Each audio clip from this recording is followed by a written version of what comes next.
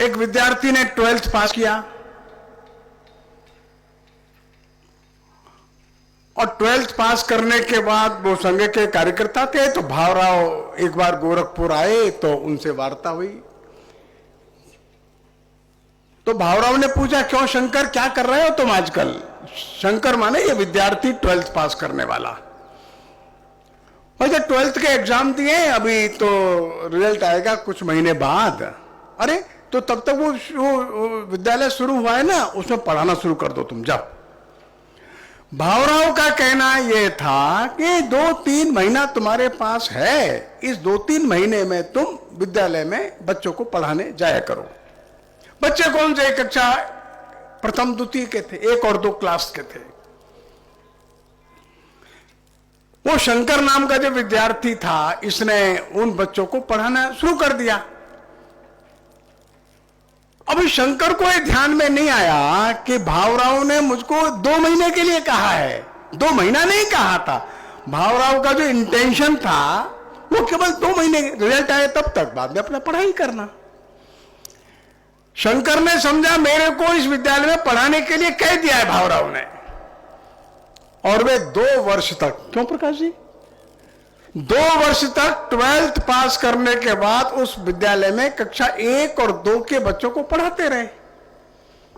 2 वर्ष बाद भावराव फिर मिल गए शंकर को कहे, शंकर क्या कर रहा है तू आजकल?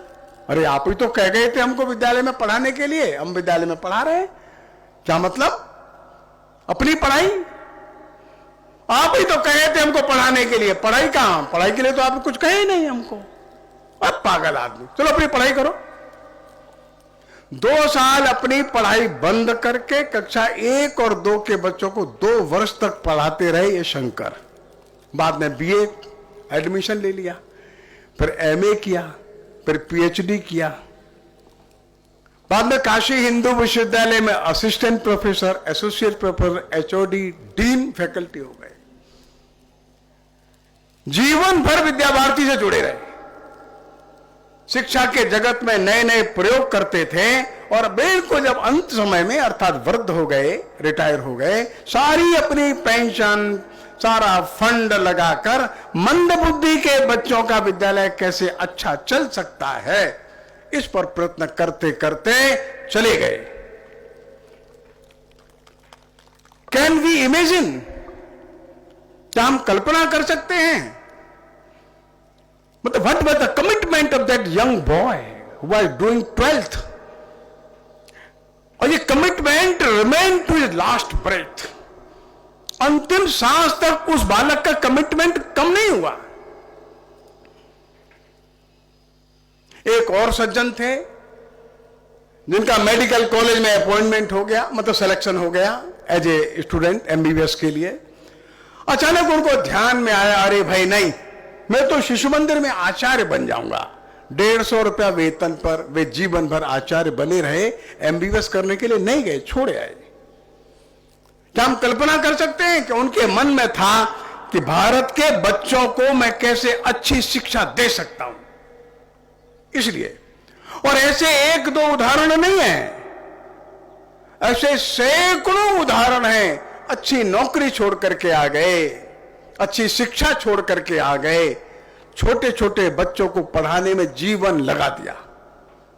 सैकड़ों ऐसे हमारे बंधु जिन्होंने बीए किया, एमए किया, एमएससी किया, और जिनको विद्या भारती के लोगों ने कह दिया जाओ तुम वहां चले जाओ, तो मालूम पड़ा वो 30 वर्ष के लिए टेहरी चले गए। रहने वाले कानपुर के थे। जगदीश गांधी जी करके हमारे संघ के प्रचारक थे तो वह जगदीश अग्रवाल, लेकिन ऐसा वस्त्र पहनते थे खादी का, कभी जूता नहीं पहनते थे। कृष्णचंद्र गांधी जी जूता नहीं पहनते थे, गर्म कपड़ा नहीं पहनते थे। रज्जू ने कहा भाई गांधी जी आप आसाम चले जाओ, आसाम में भी एनसी हिल्स में चले जाओ। वह एनसी हिल्स चले गए, और कृष्णचंद्र गांधी जी 20 वर्ष वहीं रहे। भयंकर ठंड, उसमें भी पजामा नहीं पहने, पैंट नहीं पहने, गर्म कपड़ा नहीं पहने, जूता नहीं पहने, कभी रिक्शे में नहीं बैठे, और वहां बच्चों का छात्रावास चलाकर नागा दिमासा जनजाति के बच्चों को अच्छा स्कूल मिल जाए, अच्छा विद्यालय मिल जाए। आसाम के अंदर सैकड़ों विद्यालय खड़े करने की भूमिका उन्होंने निर्माण करी और जीवन के 3 दशक वे वही रहे। आज पूरे नॉर्थ ईस्ट में अगर हम विद्यालय देखते हैं, उनकी देन है। ऐसे ऐसे सैकड़ों ऐसे उदाहरण मिलेंगे जिन्होंने अपने जीवन को बच्चों की आदर्श शिक्षा के लिए समर्पित कर दिया।